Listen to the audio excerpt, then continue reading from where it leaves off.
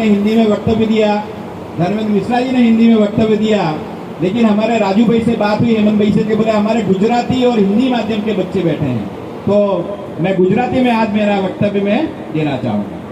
तो मंच विराजमान वटवा वोर्डना काउंसिलर 108 तरीके ओळखीता एवा अमारा सुशीलभाई राजपूतजी, सरोजबेन सोनी, ए पण एमनी साथे खभेથી ખભે મિલાવીને કામ કરી રહ્યા છે એવા સરોજબેન સોનીજી, સ્કૂલ બોર્ડ સભ્ય શ્રી ધર્મેન્દ્ર મિશ્રાજી, યુવા કાર્યકર અને વટવા વોર્ડના મહામંત્રી સતત વટવાનું વિચારતા એવા અમારા પ્રતીકભાઈ પટેલજી, સુનિલભાઈ શર્માજી, જસુભાઈ અને આ શાળાના વડા એવા અમારા હેમંત મિશ્રાજી, વાલીઓ અને વિદ્યાર્થીઓ સૌને આજના આ શુભ પ્રસંગે ખૂબ ખૂબ અભિનંદન અને ખૂબ ખૂબ વંદન।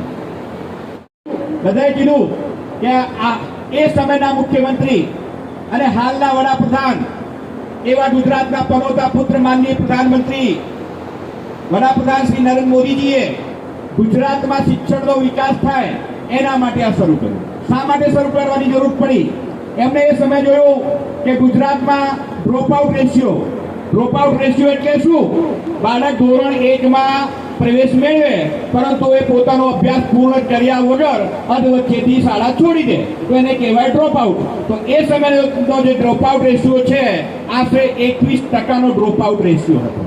એ ડ્રોપઆઉટ રેશિયોને ઓછો કરવા માટે તેમજ મહાનગરમાં વસતા બાળકો વિદ્યાર્થીઓ, ગામના છેવાડે વસતા વિદ્યાર્થીઓ શાળા સુધી પહોંચી શકે અને પોતાનું શિક્ષણ મેળવી શકે અને શિક્ષણ પદ્ધતિથી એ પોતાની જીવન પદ્ધતિમાં સુધારો કરી શકે એના માટે આ પ્રવેશ ઉત્સવનો કાર્યક્રમનું આયોજન ત્યારે માનનીય મુખ્યમંત્રી અને હાલના વડાપ્રધાન શ્રી નરેન્દ્રભાઈ મોદીએ શરૂ કર્યું।